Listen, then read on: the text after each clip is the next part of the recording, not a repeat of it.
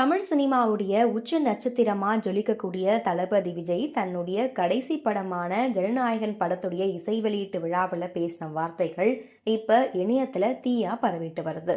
மலேசியாவில் நடந்த இந்த பிரம்மாண்ட விழாவில் தன்னுடைய 33 ஆண்டு கால சினிமா பயணத்தையும் எதிர்கால அரசியல் பயணத்தையும் இணைச்சு அவர் பேசின விதம் ரசிகர்களை நெகிழ்ச்சியில் ஆழ்த்திருக்கு. மலேசிய தலைநகர் கோலாலம்பூர்ல இயக்குனர் வினோத் இயக்கத்துல விஜய் நடிச்சிருக்க ஜனநாயகன் படத்துடைய இசை வெளியீட்டு விழா மிக பிரம்மாண்டமா நடந்திருந்துச்சு.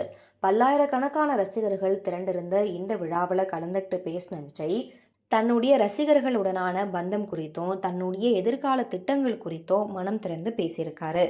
மேடையில பேசின விஜய் மலேசியாவுடனான தன்னுடைய நெருக்கத்தை வெளிப்படுத்தியிருக்காரு. இலங்கைக்கு அடுத்தபடியா அதிக அளவுல தமிழ் மக்கள் வசிக்கக்கூடிய ஒரு பகுதினா அது மலேசியா தான். இங்க இருக்க உங்களுடைய அன்பு எனக்கு எப்பவுமே ஸ்பெஷல்.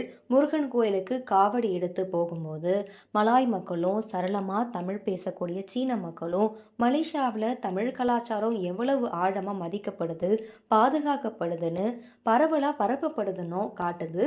தமிழ் கலாச்சாரத்தை பாதுகாத்து பரப்பியதுக்காகவும் தமிழ் சினிமாவுக்கு அளிக்கப்படக்கூடிய மகத்தான ஆதரவுக்காகவும் மலேசிய தமிழ் மக்களுக்கு நன்றி.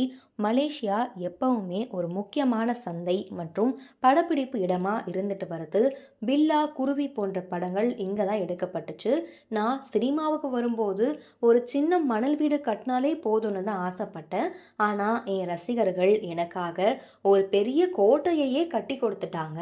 கடந்த 33 ஆண்டுகளா ரசிகர்கள் எனக்காக எல்லாத்தையும் கொடுத்துருக்காங்க.